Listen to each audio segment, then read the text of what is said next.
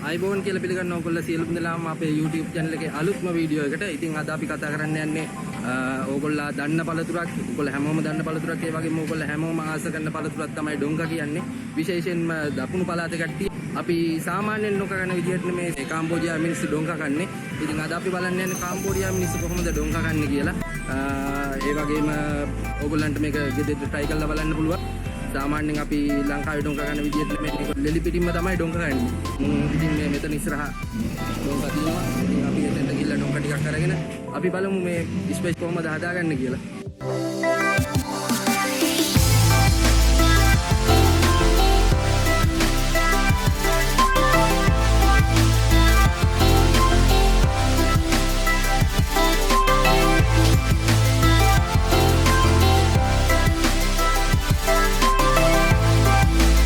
තමයි ඉතින් කාම්බෝඩියාවේ ඩොංගා. ඉතින් අපි සාමාන්‍යයෙන් ලංකාවේ දකින්න ඩොංගා වලට වැඩිය පොඩ්ඩක් ප්‍රමාණයෙන් මේක විශාලයි. ඒ වගේම අපේ ඩොංගා වලට වඩා පාටෙන් පොඩ්ඩක් අඩුයි. ඉතින් බලමු මේවා මේ කොහොමද ගන්න පුළුවන්. මේ ජීවිතේ පළවෙනි වතාවට තමයි මම ඩොංගා තල්ලි වලට ගන්නේ.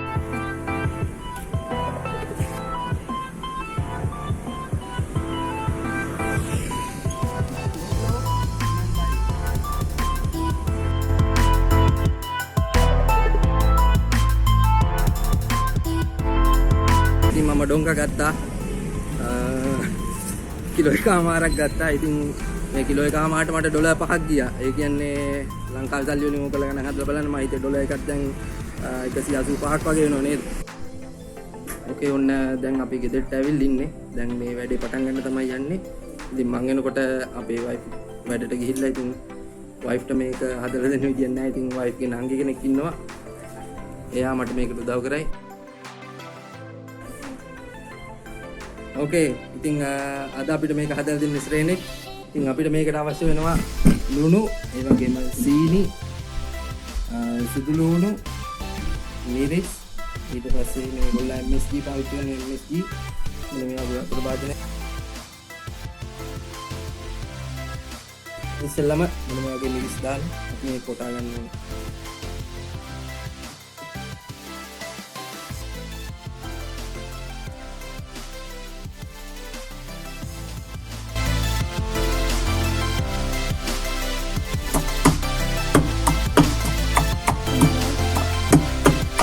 දැන් ඊළඟට අපි එකතු කරගන්නවා මේකට ලුණු. ඉතින් ලුණු වලට මේ භාෂාවෙන් කියන්නේ අම්බල් කියලා.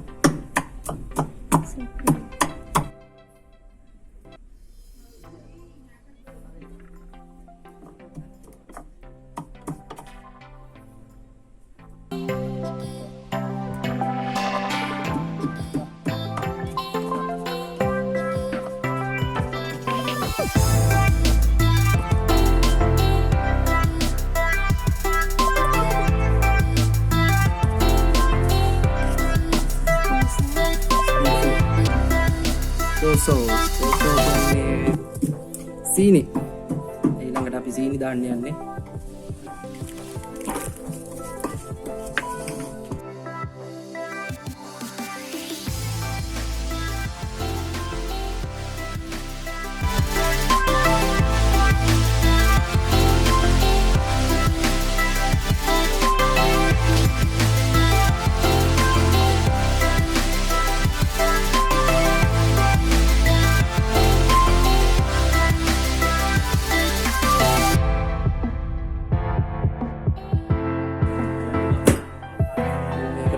දාගන්න ඕන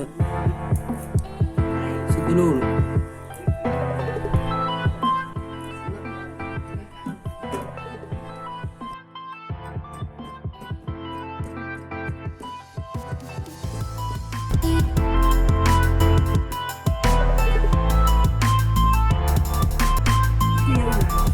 අපි මේකට අජිනමොටෝ දානවා. මේගොල්ලෝ නැත්නම් අජිනමොටෝ දාන්න නැත්නම් සමහර කෙනෙක් නෑ.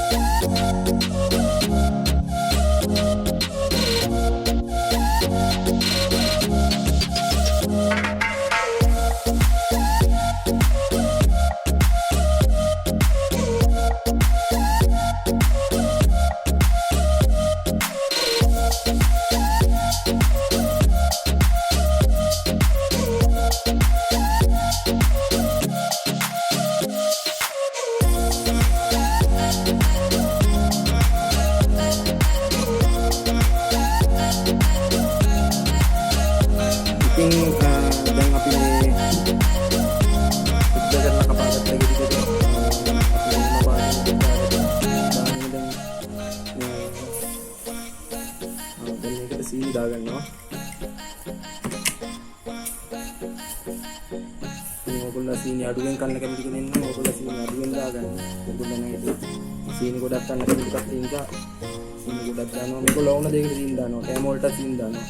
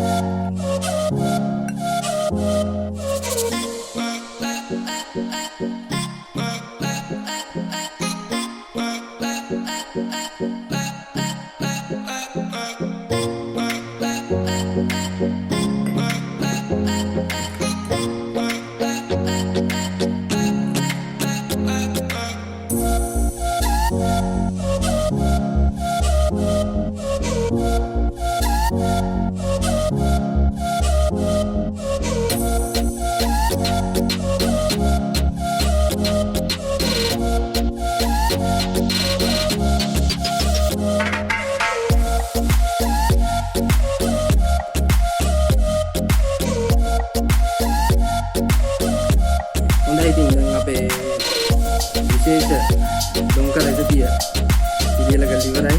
දැන් ඉතින් අපි ගිහිල්ලා බලමු හදලා වුණාට පස්සේ මේක කොහොමද තියන්නේ කියලා.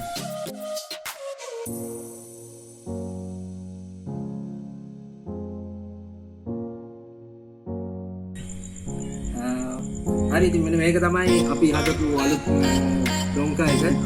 ඉතින් අලුත් විදිහට හදලා ඉතින් අපි සාමාන්‍ය විදිහට ඩොංකා එක මේ විදිහට ගන්න. ඉතින් මෙන්න මේගොල්ලෝ ගන්නේ මේ විදිහට හදලා තමයි මේගොල්ලෝ කන්නේ. ඉතින් කාලා බලමු මේක කොහොමද කියලා. මාත් ඉතින් කාම්බෝඩියා හිටියට මේක තාම කාලා නැහැ. ඉතින් අද තමයි පළවෙනි වතාවට මාත් මේක කන්නේ. ඉතින් කාලා බලමු මේක ලෙල්ලත් එක කනකොට කොයි වගේ ෆීලිං එකක් තියෙනවද කියලා. මේ ලෙල්ල තියෙන්නේ. ලෙල්ල කාලා බලමු ඉතින්. නියමයි. මේ රසත් සරට හදලා තිනවා. කාලා බලන්න පුළුවන්. ඕගොල්ලෝත් ගෙදර try කරන්න. ඇත්තටම රසයි.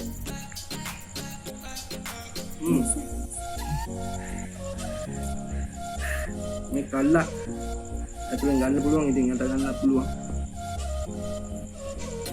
ඇට වලට වඩා මේක රස දුන්න.